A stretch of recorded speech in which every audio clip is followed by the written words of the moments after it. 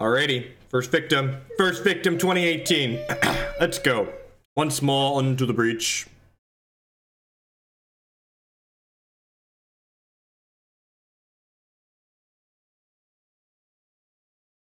Ah, the 194 card runner deck. This is why we're playing an aggro deck and not a...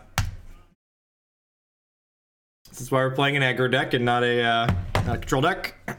Elite on a Fate Weave here. I already have a 2 and a 3, so I basically just want to like make sure I hit my first 4 to 5 resource drops here, guaranteed. Leprechaun Artist plus Shamrock probably means I'm gonna get one freebie in there.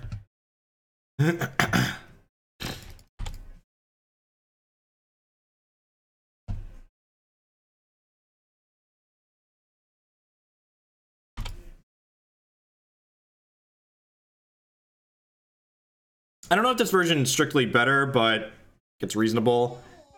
There's probably few. Hey, Big Zwine with the 4-month 3 subscription. Thanks a bunch and welcome back. Happy New Year to you too, mate. All right, Leprechaun Artist has died. Knew that was a possibility. So Leprechaun Artist is a 1/1 with momentum, and whenever it attacks, it creates a lucky coin, which is a resource to let you Fate Weave. So it's kind of like a self-enabling card, which is very powerful. The ramp deck's really good. I like it a lot. Morning Red for life. So this turn, we can actually go Shard, Champ Power, play an extra Shard, play Priestess of Pureflame, which is kind of awesome. Yeah, I'm not sure it's a great ladder deck. It is kind of like a control deck, right? Hey, Rising On with the 9-month resubscription. Thank you very much and welcome back. I appreciate the continued support.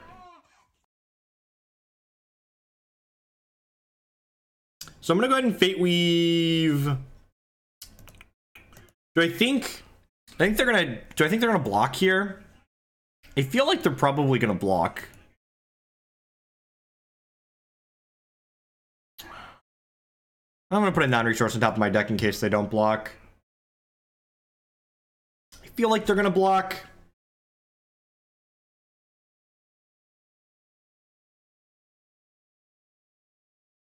Yeah, maybe I should have just banked on them blocking and put a resource on top of my deck there. So when Thought Collector dies, they get to draw the top card of my deck.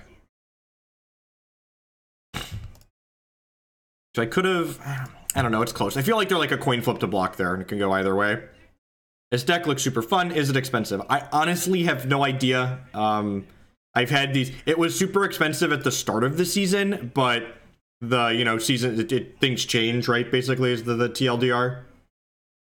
Like things that were good early in the season, like this deck's kind of fallen out of favor. I don't know. People decided to stop playing it, so like this card was like $15 or $20 on pre-order, and I think it's like $6 or $7 now. I'd be surprised if this deck's more than like what's the number? I'd be surprised if it was more than like $120. Pathfinders are way down too. Pathfinders were super expensive at the start of the season. I'm gonna go ahead and discard these lucky coins since I have so many resources. So we can discard 3 lucky coins to play the top card of our deck for free, which is an Ardent Crusader. Good deal, good deal. So the reason why I discarded the lucky coins before and again, their champ power is coming up here, so maybe I should have stacked a resource on top of my deck there.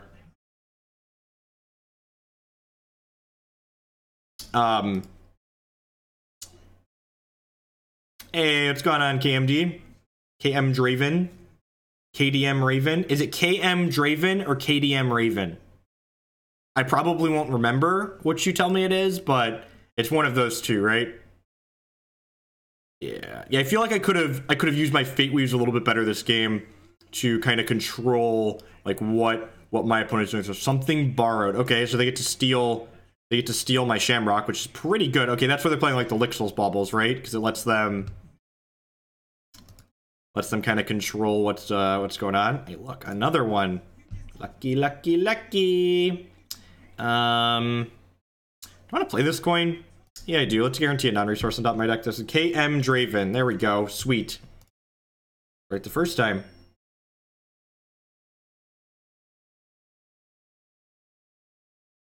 All right, so they're DOB. Dead on board. Important thing about something borrowed is that, unlike a lot of these cards in Hex that steal your opponent's cards, this doesn't change the thresholds on it. So my opponent does need to... make Diamond in order to replay that Shamrock Goldfather that they took from me. So they're technically dead on board even without me killing their thing, but we're just going to go ahead and Winter's Grasp their thing here. Voids a troop with power 3 or less.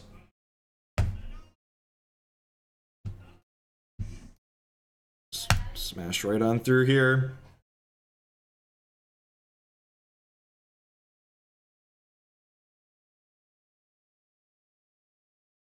Yep, it's dead.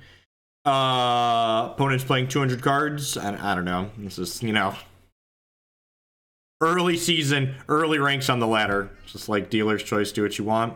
I think I'd rather have Blight Blossom in these. It feels like my opponent's deck might have a lot of removal in them. So remember, that's something you can do. You can change what's in your socketed cards in between games.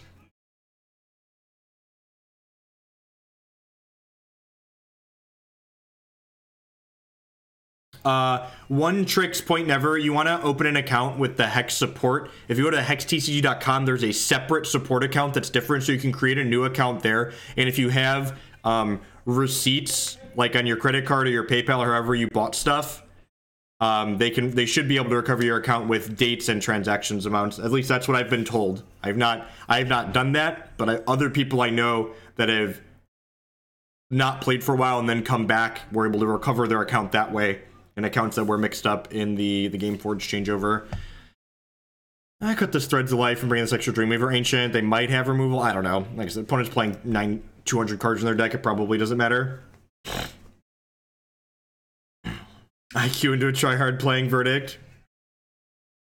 Yeah, Pimped Up Monk. It'll pop up. Exactly. Actually, yeah, that's a good idea. God, Fred is so great. Fred, are you watching on New Year's Day? Because you're awesome. Even if you're not watching, Fred's still awesome. Fred's the guy that makes Hex PvP tools, and as soon as this match finishes, my deck and my opponent's deck will pop up on Hex PvP tools, and PvP tools actually estimates how much the decks cost now using the Auction House API, which is just the nut high, basically. That's so great.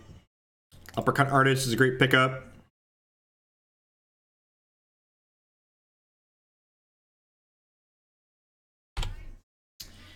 Alright, so they could have some kind of removal here. I think I want to just lead on the Leprechaun Artist still. The upside to this guy getting to attack is just so incredibly high.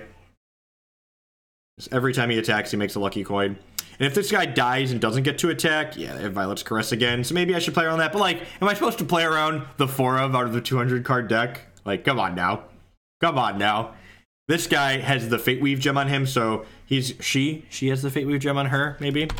This card has the Fate Weave gem, so we're going to play this one out here, and this is going to guarantee us our 4th shard drop next turn, which is great. Fate Weave mechanic is the nut. Play this resource out. So again, this card has momentum, so we want to make sure we play it before we play our resource. Just these really little sequencing things that you... No! Oh no! So this card buries cards off of our deck. So now we are not guaranteed a resource drop next turn because my opponent has very rudely buried the top cards of my deck. Opponent, don't screw with my... God bless us, everyone. All right, so we're going to go Skylance Captain into Shard here.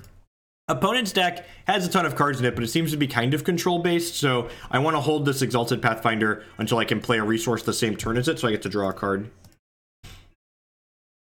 How much would one spend on this game? Well, okay, so here's a list of budget Hex decks. The cheapest one's about 15 bucks, and the ladder's completely free to play. So if you pick up that deck, you can play as much or as little as you want without investing any more money into the game, and you can use that to grind additional value out of the game. Locket of Reflection. Okay, so this is actually kind of a scary card.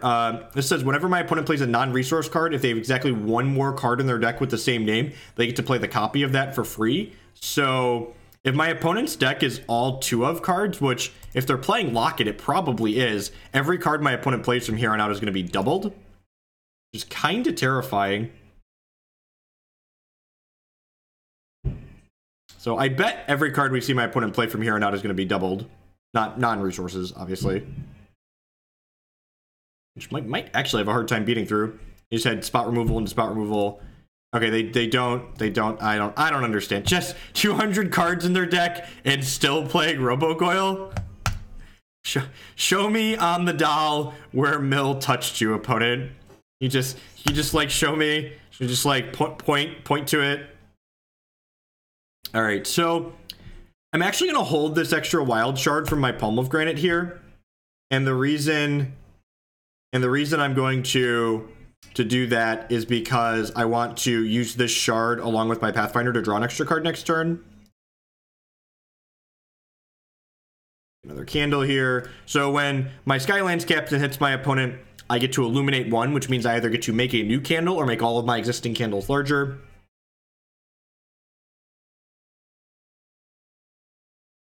This is so weird. Why is this in their deck? If the rest of their cards are... Like, I was like, okay, this is kind of neat, right? Like, they're just a bunch of 2-ofs. Oh, is this matchup versus Sockets? I think this deck's probably pretty good against Sockets. Sockets has a hard time with the decks that are super linear. And, like, this deck has pretty good linear draws. Got him. And the actual answer is that, like, I haven't played and I don't know. Let's be completely honest. If you wanted to be better against Sockets, you should probably play the 1-drops. This build's like slightly slanted towards being able to grind through the blood decks a little bit better, because it makes the deck larger. I wonder if they're compensating for something. You just have to have a huge deck to put on the table. This is my deck. My deck is huge.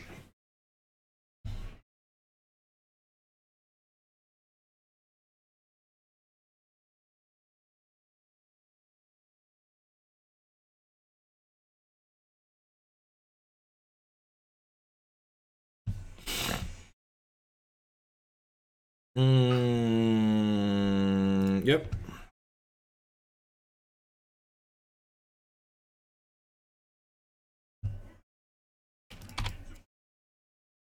Yeah, the regular momentum deck is much worse against sweepers, but probably fine against Sockets. That deck has some super busted linear draws.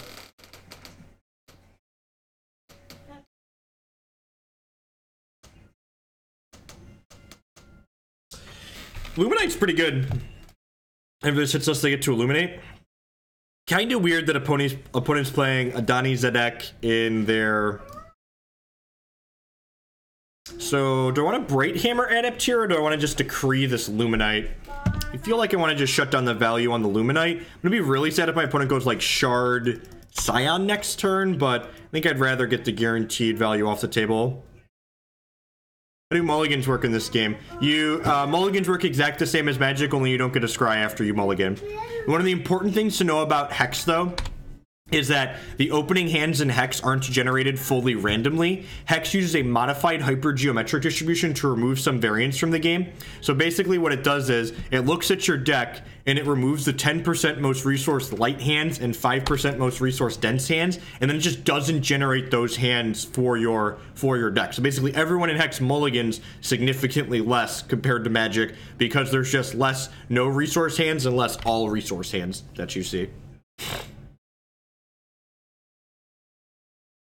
If you have 27 resources in your deck, I believe it's 27, you get between 2 and 6 in your opening 7. Troops I control get -1/-1. What does this do? Attacks, eliminate 1. I think I'd rather just make my Crusader a 3/3 rather than... This means it can trade with the Bolt Spasm, but like, this trades with the Bolt Spasm, that's fine too. It makes 2/1/1s afterwards. Huh. Okay, so this is interesting. So... Skylance Captain, I kind of want to get my momentum going, but I'm also out of resources here, basically. So I think since I drew the Shamrock Goldfather, I'd rather just get him into play, because he says whenever an opponent plays any non-resource card, we get a lucky coin. So Shamrock's going to kind of fuel our momentum for the rest of this game, hopefully. My opponent's just playing like kind of like Ruby Diamond cards I like, it looks like. My troops get -1/-1, or you draw a card.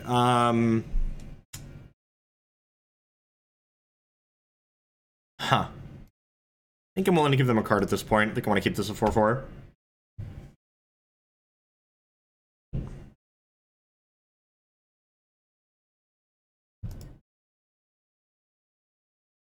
And Crusader here notably has the Skyguard gem in him, so he's able to block.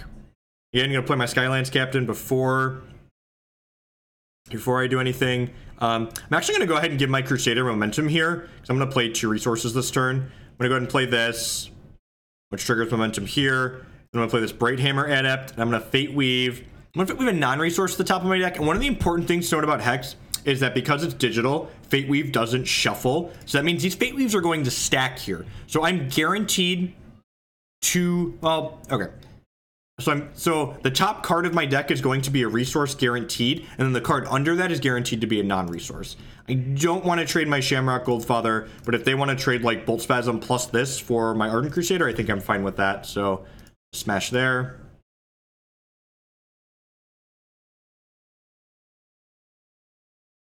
Oh, right. I owe a 3-card meme league. Yeah, we're gonna 3-card meme at some point today. Probably the next deck we play will be the 3-card meme. I'm gonna write that down. Someone donated for that, and I told them they needed to wait until after the season rotated.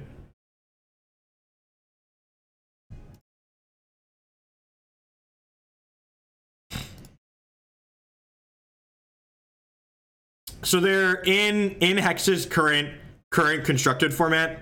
There is a 3-card combo deck that just it lets you mill your opponent out very quickly. It's easier to just show it, but it's like it abuses Hex's Fate Weave mechanic to do kind of obnoxious things, so it's kind of funny. It's definitely a meme.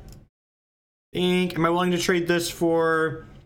They could go block. I don't think I'm willing to trade that off. I'm just going to attack with this now. Because remember, momentum builds up. So next turn when I play a resource... Oh, I messed up. I should have played this too, right? Yeah, I should have played this too. I've missed a momentum trigger on here because I was talking about stuff.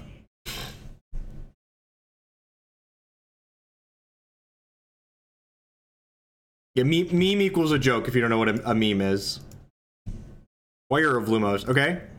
So they're going to get 3 more candles. They're going to make these candles larger. Okay, that makes me glad. Makes me glad that I have been holding these. Verdict. You can have a Nightfall. I'm in no danger of dying.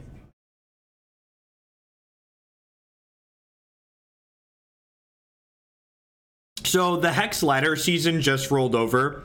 So a lot of the people that we are playing against might be newer players or stuff like that. So remember, when the ladder season rolls over, if you are Cosmic, you don't start back at the bottom. You don't start at Silver, or you don't start at Bronze, but you do go back down into the Silver ranks. So not all of the decks we are playing against are going to necessarily be competitive in nature in, like the tier 1 sense. No, today's just going to be Hex. We did all Magic yesterday. I'm planning to do just Hex today.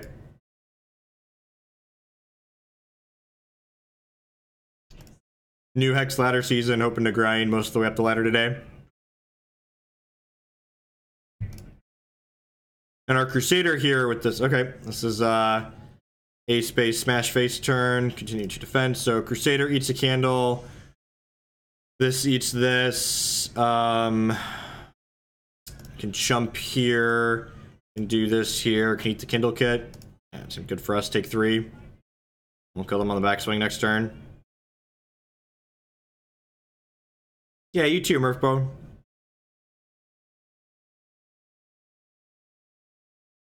Opponent doesn't want to play Hex anymore. We're just gonna be clicking submit a lot in lower ranks here today. What are the rewards for the rank system in the game? So when you climb the ladder from Bronze to Cosmic, I think you collect a total of like 5 or 6 booster packs. You get a couple of alternate art promo cards, and you get some of the free to earn in-game currency gold that you can either enter the rock tournaments with, or buy PvE related stuff, or exchange for the platinum, the paid currency platinum. And then at the end of each ladder season, so the ladder seasons are 2 months long.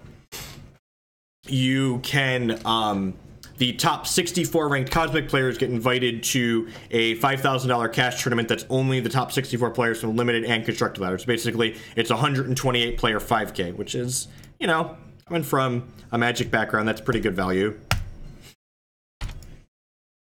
And because Hex is a buy-sell trade market and you keep the cards you draft, the packs you earn from laddering, you can use those packs to play limited. It's not like a lot of the other digital card games where the only use for your packs is to take them and to just open as a spew because you got to grind down cards and whatever fucked up system they have for grinding down cards.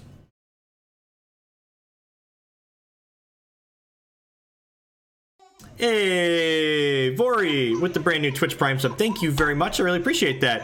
As always, subscriptions are the best way you could... Yeah, that's brutal. Subscriptions are the best way you can support my content here. Thanks for sending your Amazon fun money this way this month. So I can either make all of their troops larger, or I could sacrifice Leprechaun. He has so much to live for. He can grow. That's a tough one.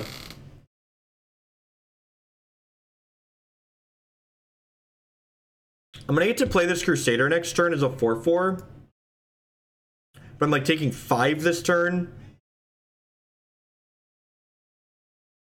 Thanks, I appreciate it. I think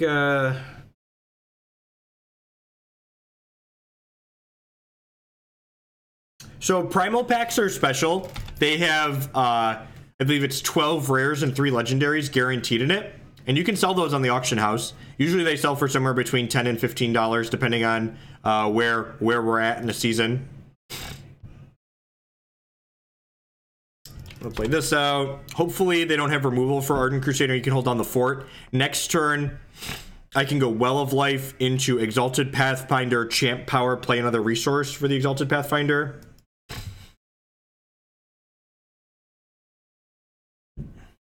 Nice, yeah. Primal packs are like free money. So for those that are new to Hex, Primal packs, every time Hex generates a regular booster pack for you, so you get one as prizes on the ladder or from a tournament, or you buy packs from the in-game store, you have a chance to generate a Primal pack.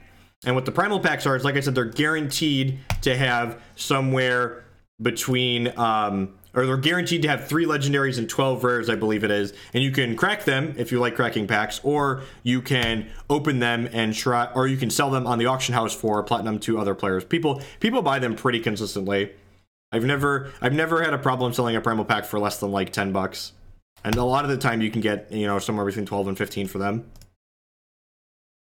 So now my troops are huge. And I'm going to go ahead and attack with both of these. And when this Leprechaun finally gets to attack here, so we chose not to give him up earlier to make my opponent's troops larger. Now he's going to generate coins every time he attacks, so he's going to kind of feed the rest of my momentum troops here.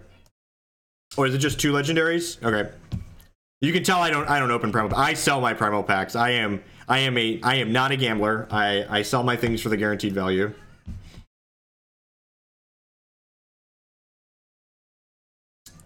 Wings of Wax is pretty good. So this gives my opponents Candle's Flight, or Elemental's Flight, but Candles are their only elemental. And then they can either make them larger or make another one. Chose to make it larger. This has Skyguard, though. So...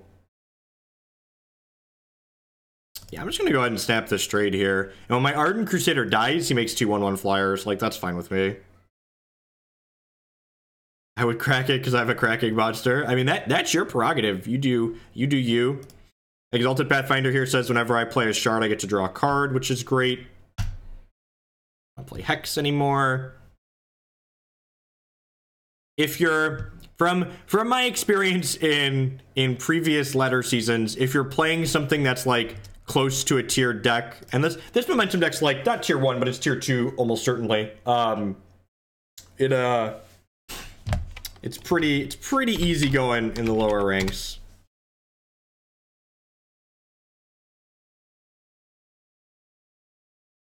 Someone asked earlier how much this deck costs to build. We mentioned PvP tools, so here's the link on PvP tools. You can see my top deck there. Platinum is 100 platinum is $1. So to buy this deck outright costs $110, $111 depending.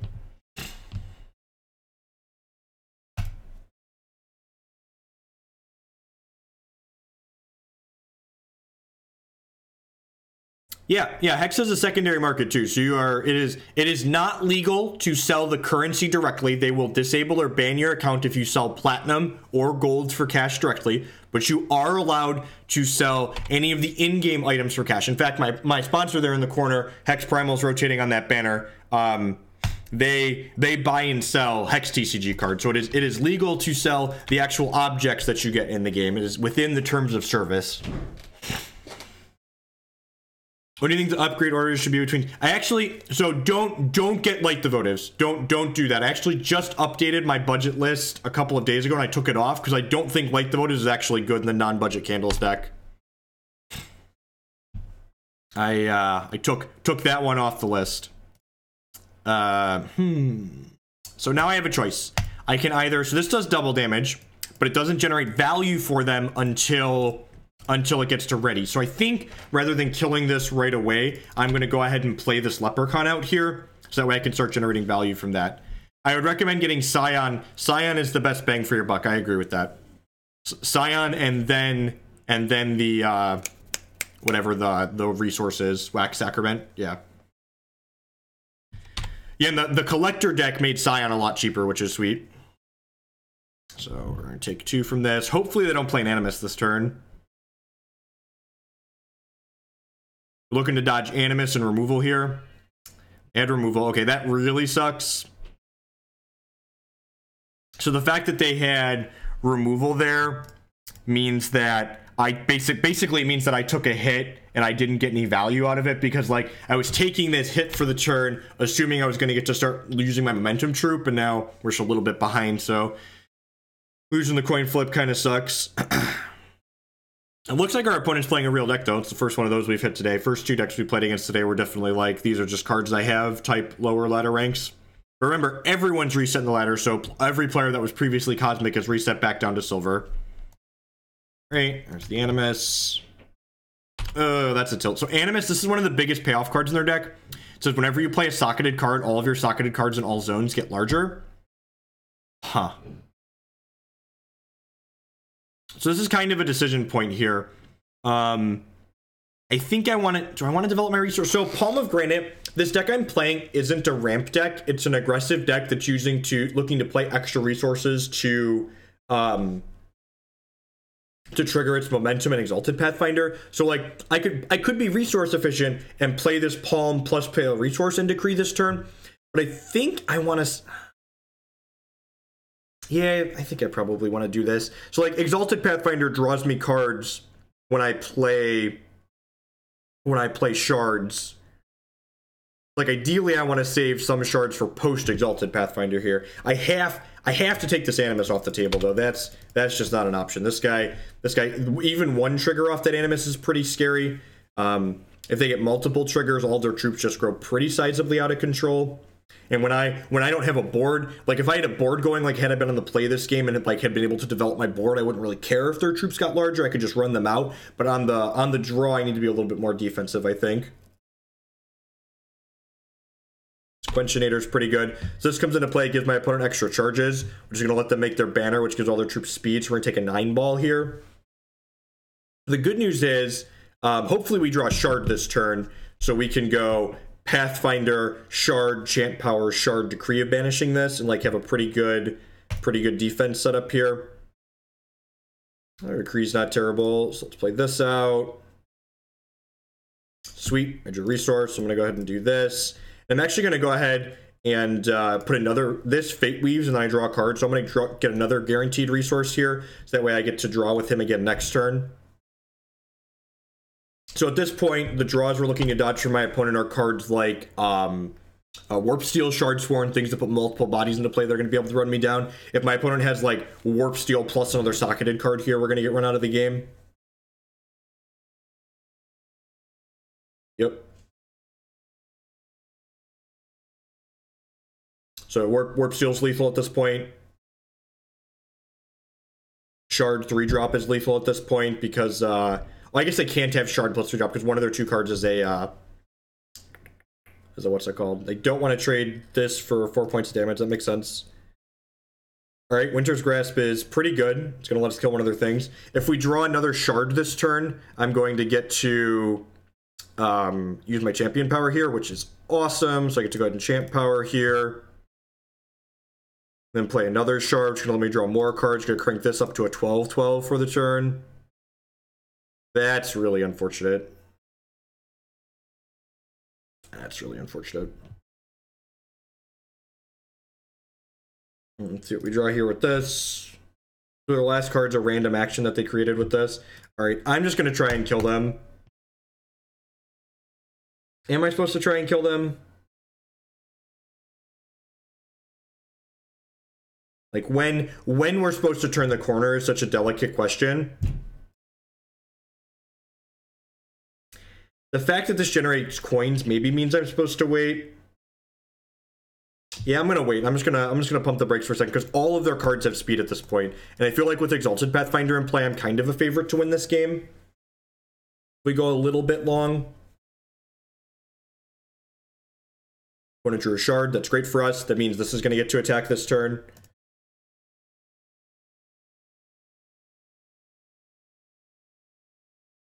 Their last card's a random action, so it depends on how good that random action is.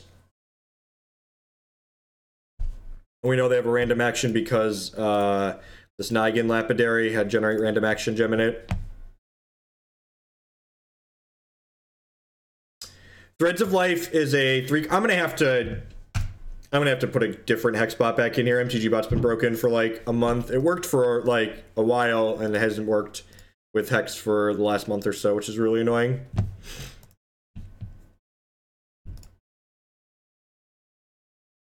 All right, sweet. So this is gonna go ahead and put I'm gonna put a resource on top of my deck actually, and then I'm gonna go ahead and attack with both of these.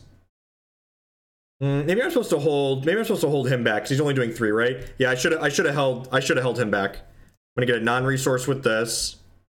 Another Exalted Pathfinder. Well, that's great. Yeah, I should have a 9/9 on defense right now. That was a bad attack. I wasn't thinking. I drew this and then I wasn't thinking. We're guaranteed to draw a resource next turn because this Fate will have a resource to the top of our deck.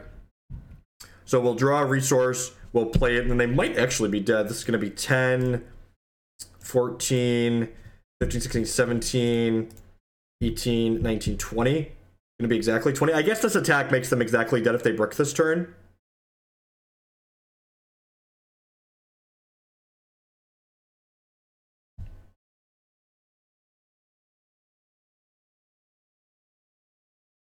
Yeah, I don't think that's true, JW. The deck my opponent's playing is an aggressive deck, and it's like had the best bash win rate for a while now. I'm not sure what which momentum list. Sargon Veto, I guess he kind of top 8'd.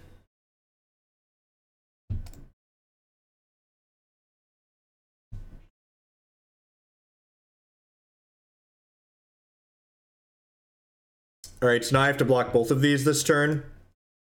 The end of turn this dies, right?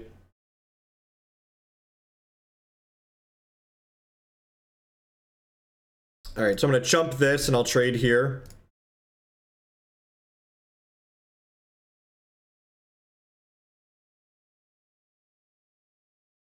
This deck that top 8'd is weird. I don't know if I'm a fan.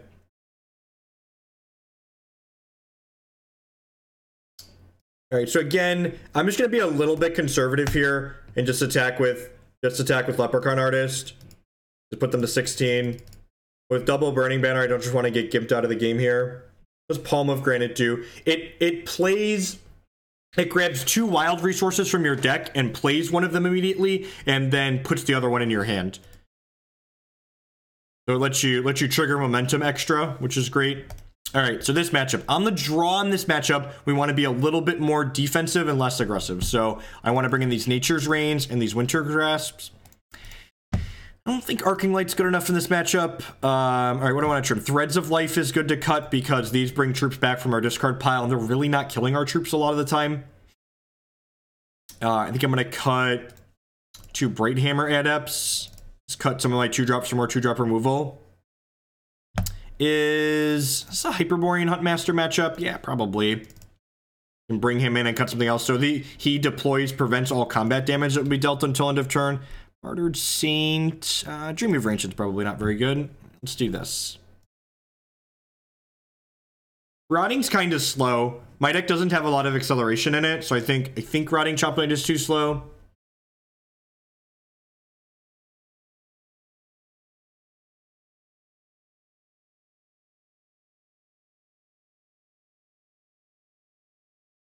There's a series of draws that punish me, Waffle, right? Like, if they hit Warp Steel, I'm forced to chump potentially, or get my other guy eaten. Yeah, this hand's good, right? I get to go ahead and play Winter's Grasp on 2 into Crusader on 3, and then either Crusader or Pathfinder on 4.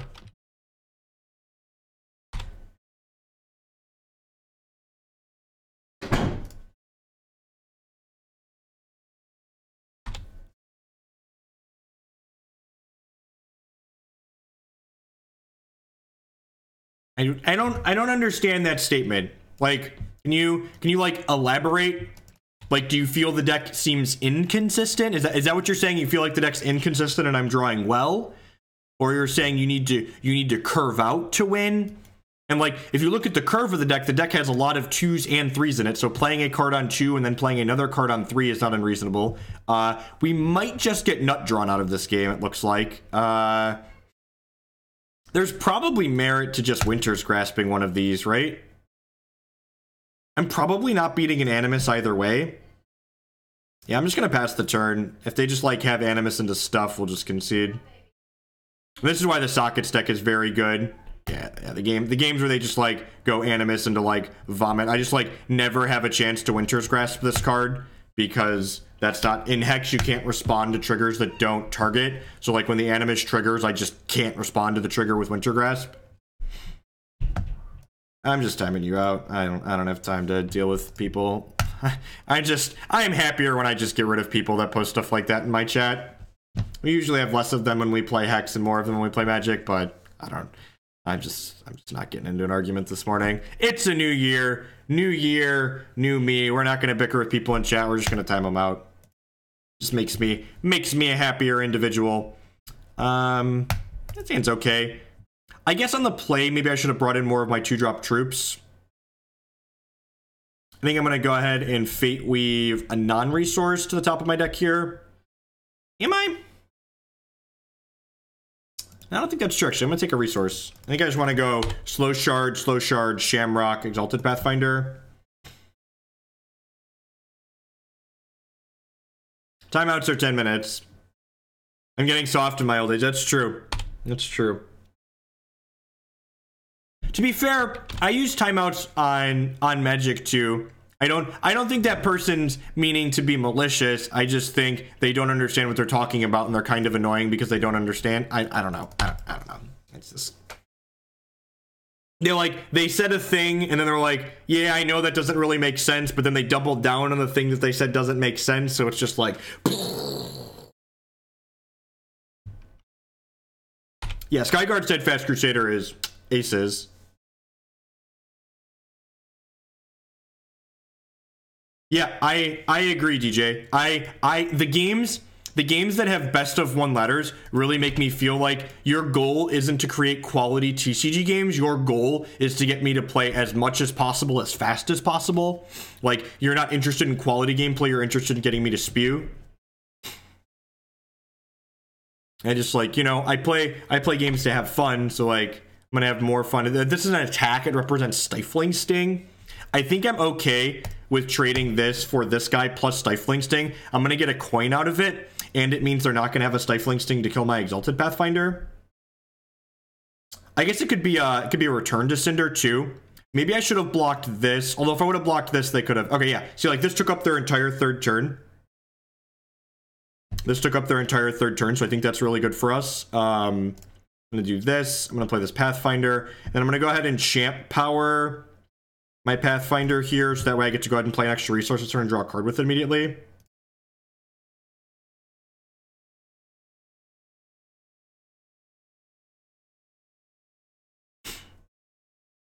We're looking to dodge Primordial Sabertooth here. If they don't have Sabertooth, we're going to be in a pretty amazing spot, and even if they have Sabertooth, we're going to be in a decent spot.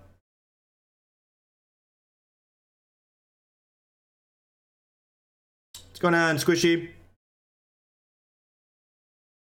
I don't know that's strictly true, Immortal. They could have been in a spot where, like, if I didn't block, they were going to, they could have potentially been in a spot where if I didn't block, they were going to, like, play Slow Shard 2-drop. Like, actually, they played Slow Shard 2-drop this turn, right? So, like, that could have been their sequence that they wanted to do last turn, which doesn't seem unreasonable. So now I'm going to play this other Exalted Pathfinder out here. And then we're going to play this Lucky Coin, which lets me Fate Weave. Then I'm going to draw 2 cards because I have 2 Exalted Pathfinders. Let me bury you in Momentum-y Exalted Pathfinder goodness, opponent. This card is so great. There's 4 of these in the ramp deck too, and God, he just draws so many cards. Yeah, that's fine. If your goal is to play a 5-minute game while you poop, Hex is certainly not a good game to play while you poop. I agree with that, but I'm not looking for a game to play while I poop. I'm looking for a game that I'm gonna, like, sit down here and play for a few hours and, like, enjoy. That's what I'm interested in doing. And this is the type of draw where, like, they've got an Animus trigger, but I just don't give a shit. Like, nice Animus. My Momentum troops are going to be much larger than what your Animus can do. All right, so we're going to Brighthammer Adept here, and we're going to put a non-resource on top of my deck. I mean, to be fair, Neo's Vanity card is just, like, way better than every other Vanity card, right? Don't poop shame me. And now we play this Palm of Granite, which draws us a bunch of cards. And now I play my resource for the turn, which draws us a bunch of cards. And oh, look at this. Look at this. My guys are like 12-12s and 8-8s. Now I'm going to play... Do I want to play this Crusader, or do I want to play the Pureflame Protector? I'm probably big enough that I can play the Pureflame Protector, although this is a little bit better on defense, right? Yeah, so Exalted Pathfinder, all of the cards with Exalted in their names, these are vanity cards that the artwork is in someone's image. So Infamous Neo is Paul, I'm forgetting Paul's last name, but this is his vanity card. My sleeve here, the Exalted Commander card, this is artwork that, it has more hair than I do, but the rest of this is modeled after me. And then there's a few others in the game at this point. Every year, Hex picks some number of players to make Exalted that have, like, gone above and beyond and contributed something to Hex or the community. I'm just gonna play the Crusader here. I think we have more than enough momentum troops at this point. So far, I believe there's 5 of us. I'm just gonna hang out on defense because, like, my momentum troops, I've got so many of them, and, like, next turn I'm gonna get to play a shard and then use my champion power to play another shard. So, like, we're gonna crank the momentum way up next turn. Like, yeah, nice banner, nice troops, it's cool.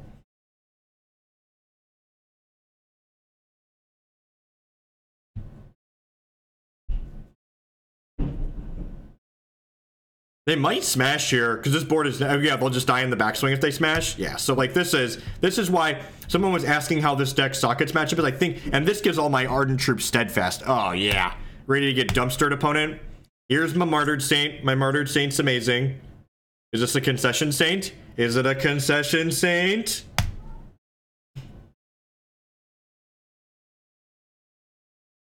All right, and now I get to champ power here, which gives him momentum as well. I get to play this. And again, all of these resources are drawing 2 cards apiece. Look at them all. I can't even hold all of these cards.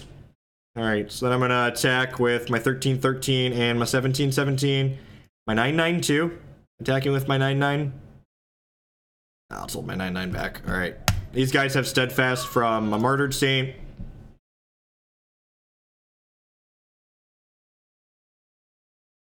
No, you can free to play it. So there's the PvE stuff that you can grind into, and Hex actually recently added the rock format, which is an all commons and uncommons format. So the decks to build for that are really easy to get through free to play.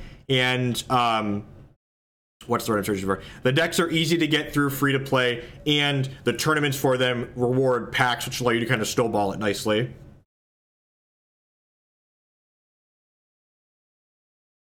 Oh no, I have to sacrifice a non-socketed card. You dead yet, opponent? Feel like you're dead.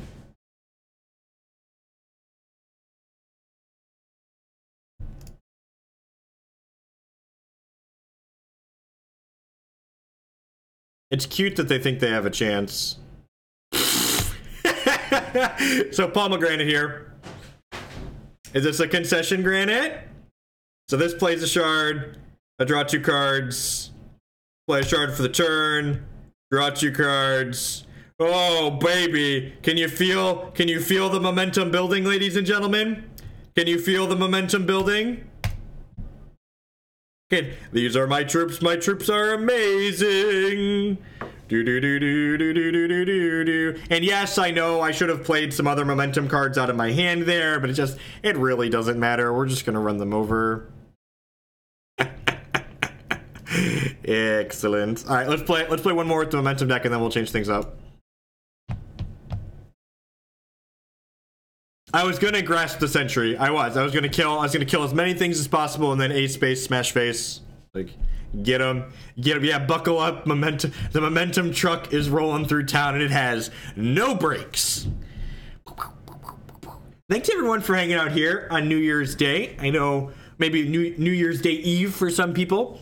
I appreciate it. There's a lot of different things you'll be doing, different people. You brought you choose to spend your time here. My name is Jeff Hoagland. We're playing a digital TCG called Hex Shards of Fate here this morning. If you're enjoying what you see, make sure you hit that follow button. Doesn't cost you anything, helps other people find my stuff. If you're really enjoying what you see, please consider subscribing on Twitch or becoming a patron on Patreon. Those both help support myself financially directly, so I can spend more time playing games like this on stream and less time doing other things.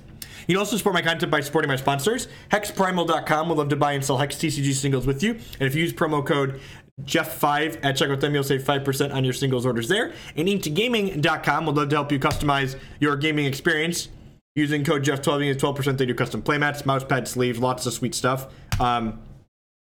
This hand's decent, and we're on the play here. So opponent's playing Haraza again. Again, one of the things that Hex allows you to do is you can kind of predict what deck your opponent's likely to be playing based on their champion. So pretty good chance we're up against Sockets again here. Sockets is the most popular Haraza deck.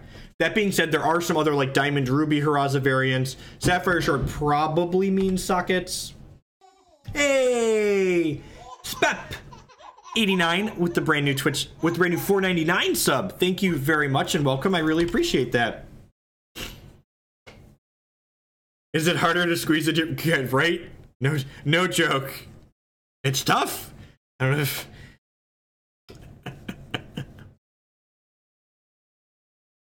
We just runebound Madork, sure.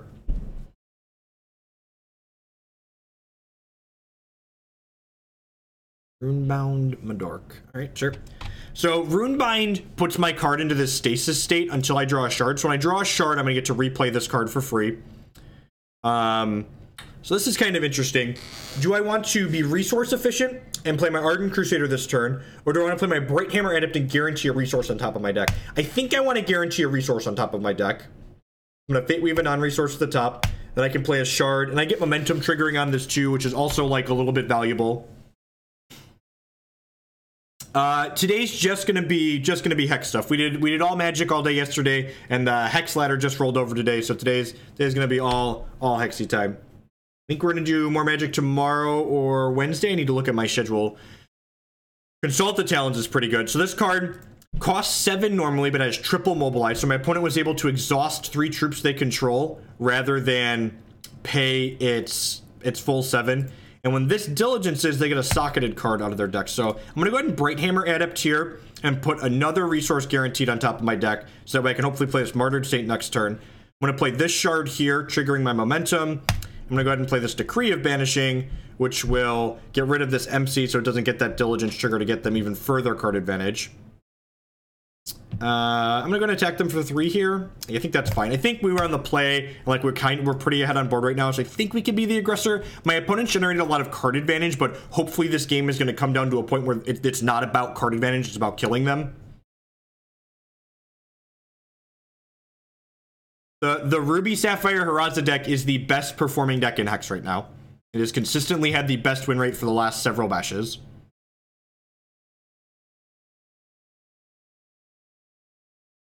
Slow Shard kind of sucks here. It means that I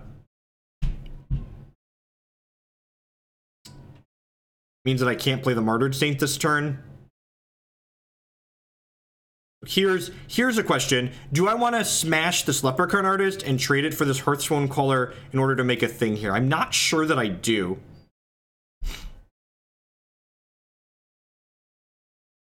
So I'm going to play this Ardent Crusader. And this may seem a little bit odd, but my champion power lets me play an extra resource. I'm going to use it even though I can't play an extra resource this turn. And the reason why I'm doing that is it also gives the troop I'm targeting with it momentum. So I want to go ahead and do that so that way I can give this Crusader momentum. Do I want to smash with these? I think I'm going to wait a turn until I can Martyred Saint here. My opponent's kind of choked on resources. They don't have a sentry to spew their hand out. So I think I can wait one more turn to make all of my troops slightly larger here to have more profitable attacks. I think waiting a turn and guaranteeing another resource topic. I'm a little bit sad if they kill this Leprechaun Artist this turn, but outside of killing the Leprechaun Artist this turn, I think I'm pretty happy with waiting here. This guy comes into play. So like my opponent's drawing cards off of Altar. They're drawing extra cards off of this Riftwarp Badger. But again, I don't think this game is ultimately going to be about card advantage. I think it's going to be about smashing face. And I'm on the board here. So like my opponent's like played a bunch of draw threes and all this other nonsense. And I'm just like, nope, kill you, kill you, kill you. And I'm going to be conservative here. I'm going to go ahead and use this and just put another resource on top of my deck here. Because I think just constantly triggering my momentum is where I want to be. I am going to get a coin from this Leprechaun Artist, but that's like an extra one in the bank, right? Like if I stop triggering momentum, I'm going to lose this game. So I need to keep guaranteeing these resources because I think my opponent's going to eat this Leprechaun Artist this turn. Although I guess if they're eating this Leprechaun Artist, they're taking a pretty sizable hit, right? So this turn, I'm okay if they want to try and kill the Leprechaun Artist because I'm attacking with everything else. Yeah. Okay, so they are trading for the Leprechaun Artist, and they're taking 11. And, like, so they're taking my Leprechaun Artist off the board here, but, like, they're going down to 1 troop, and I've got 4 pretty sizable troops here. This is at momentum 5. This is at momentum 4. So, like, these are going to be 7-7 and 6-6 next turn. This is going to be, you know, even larger. Hey, Skip Dash! With the 2-month Twitch Prime resubscription. Thank you very much and welcome. I do appreciate you coming back.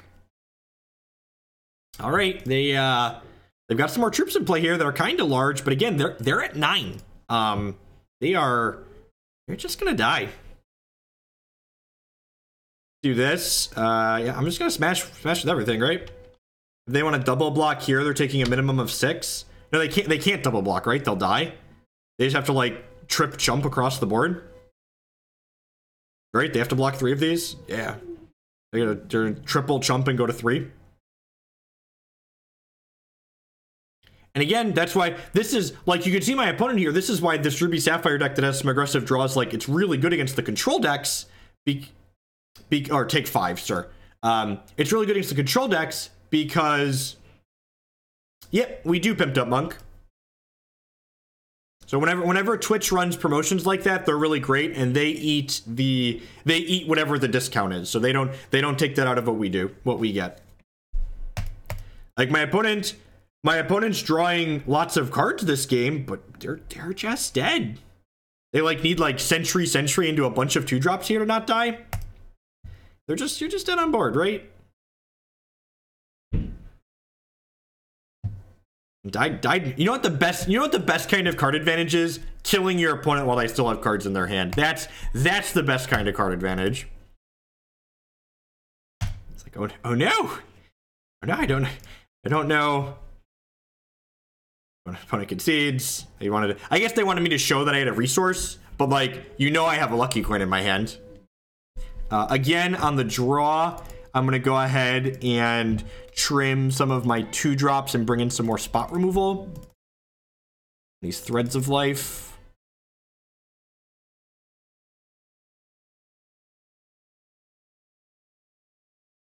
You effectively never drew them. Yeah, exactly. Just like mono red card advantage. Mono red card advantage. Pimped Up Monk, you could also upgrade your own sub too. If there's no one you especially want to gift one to in chat.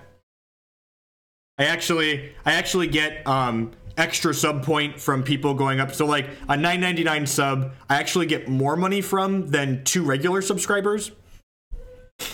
2 individual subscribers, I guess I should say. This hand's tough. So I think the amount I think the amount of slow shards in this hand make it unkeepable.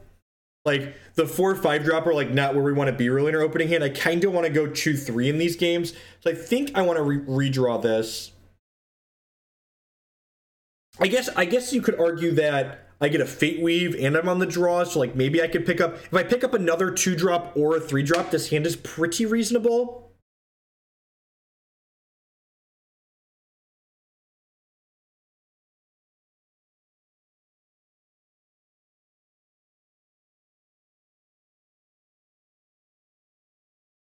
It is. The more Twitch subs I get, the more benefits I get through Twitch. At a certain sub threshold, streamers get a larger percentage cut of the subscriber money. Super Shaner, something like that. 86 with the brand new Twitch Prime. Thank you for sending your Amazon Fun money this month. I'm going to keep this. I would not fault anyone for mulliganing this. I think I'm going to Fate Weave a non-resource with this and hopefully hit another 2-drop or draw a 2-drop. Hey, Sock Monkey 0 with the brand new Twitch Prime support. Thank you very much and welcome. Welcome. So because our non-slow shard's a diamond, we want to guarantee play this so we have wild. It's Super Shaner. Perfect. Thank you. Happy New Year. Yeah, Happy New Year to you too, Sock Monkey.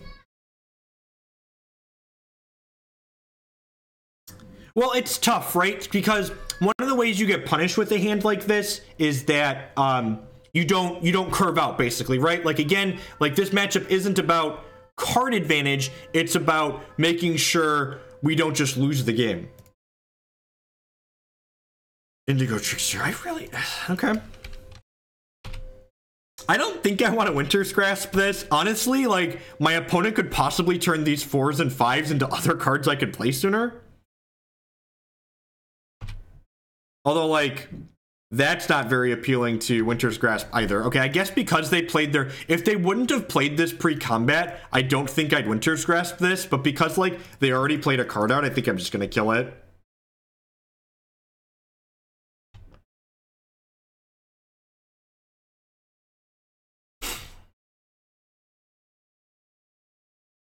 All right, and now I'm going to Fate Weave resources at the top of my deck because I would ideally like to draw a non-slow shard next turn so that way I can play a 4-drop out.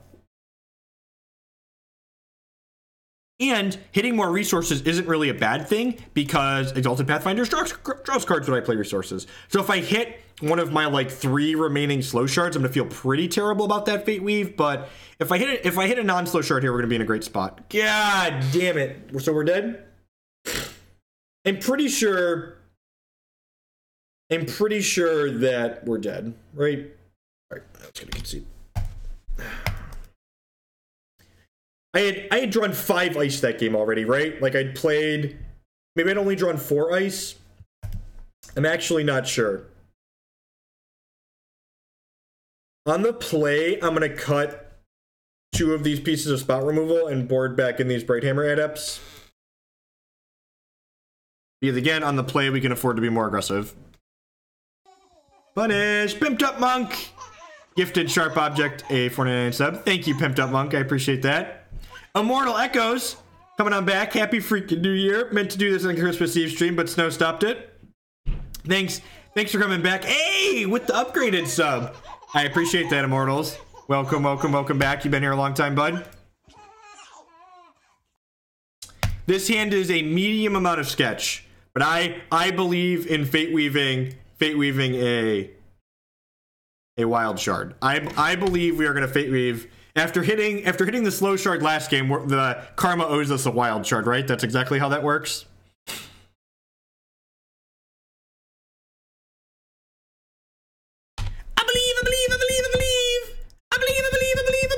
All right. We're not gonna complain about that one. That counts. It's not the ideal shard, but we'll take it. I'll take it right here.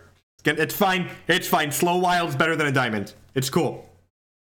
Diamond also meant we weren't playing a 2-drop.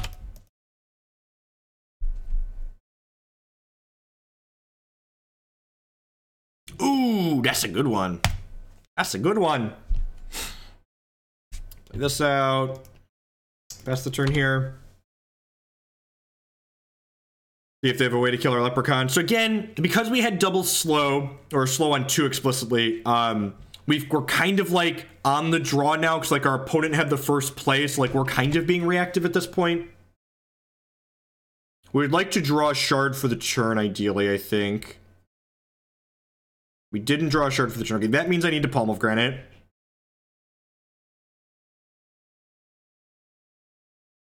Wow. Okay. Huh. Okay, so this is interesting. No, wait, this is fine, right? I just attack with this, which triggers this. This is only going to be a 2/2, so like they can trade. But like I got my palm. Oh, no, it's a 3/3, right? Because it had momentum from last turn. Okay, yeah, that's fine. That's fine. They still get to trade Warp Steel or Indigo for this, but I think I'm okay with that. Oh, they're just trading both of those. Deal. All right, so I'm gonna play this out and then play another Leprechaun Artist. We are gold 5. We've been playing for an hour, so we're through the first cup of silver. Yeah, Runebind's a card that probably shouldn't be in my opponent's deck post board in this matchup. No blocks, change one of the cards, man. So when this hits me, it takes one of the non-resources in my hand and turns it into a random different card. They did transform the best card in my hand there, so you know, props to them. Hit the 1 and 4 to take the best card out of my hand, but I don't know. Okay, that's Badger.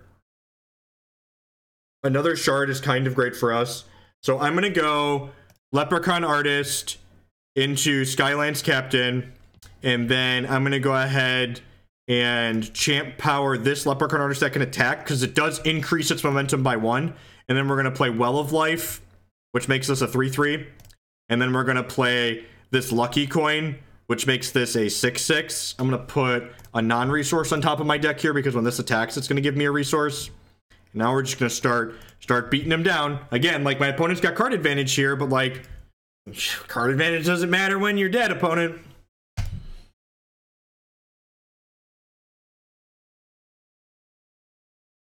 Card advantage doesn't matter when you're dead.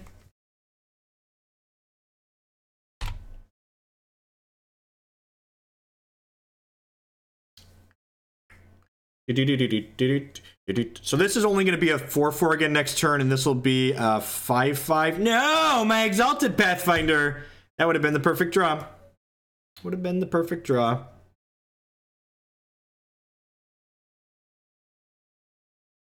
Moonrise Elder's pretty good. All right, so we're going to play Ardent Crusader. Play Moonrise Elder. This generates a bunch of Valors for me.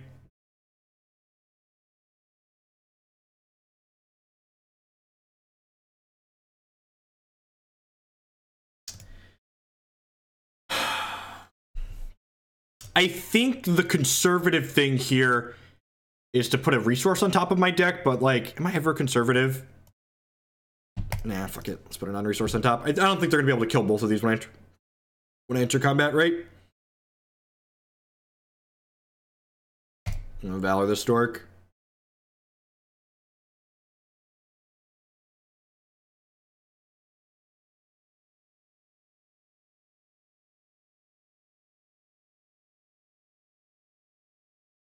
So if they want to trade for these, that's fine. I got some resources off of them. This is going to gobble up their board if they want to eat these inside of combat. And even then, they can only eat one of them, right? Yeah. So. And this is going to hit them and make a candle. And like this has evasion. This is just a 4/4. All right. Cometh at me, bro. Need to play Go Nuts. All right, well, if they don't concede, we'll almost certainly go nuts next turn, right? They have a Stifling Sting here. That would let them kill off the chain. All right. Okay. They have another combat trick. They have a Return to Cinder. Or a Runebind, maybe.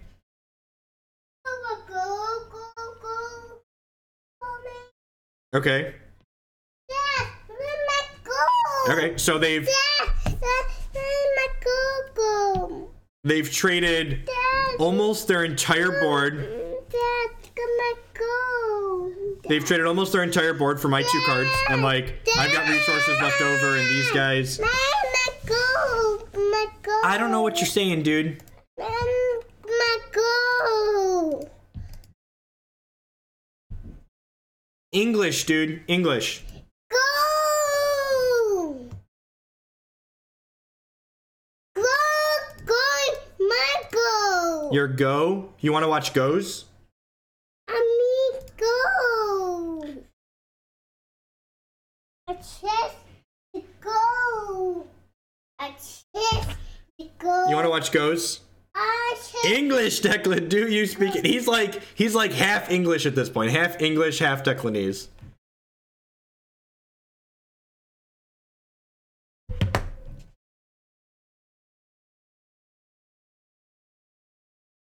So if I play this, I can then actually momentum this, right?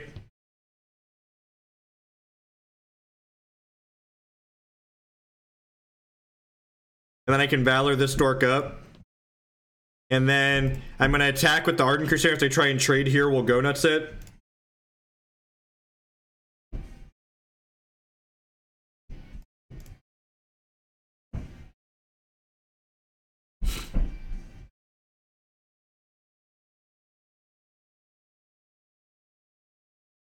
The only word that's close to go in his vocabulary is... I'm just going to go nuts. Just get my extra points of damage in here, draw a card.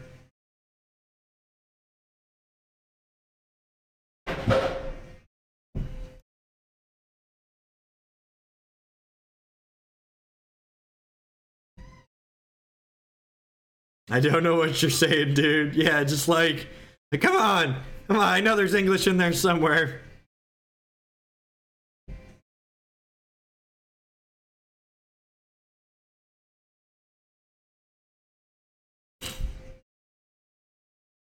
So the timing there is pretty important. You want to get rid of the Animus there, so that way if my opponent goes Shard, Forge Fist, they don't get to pump it up before we can remove it.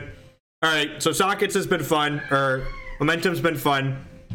I feel like we can meme a little bit.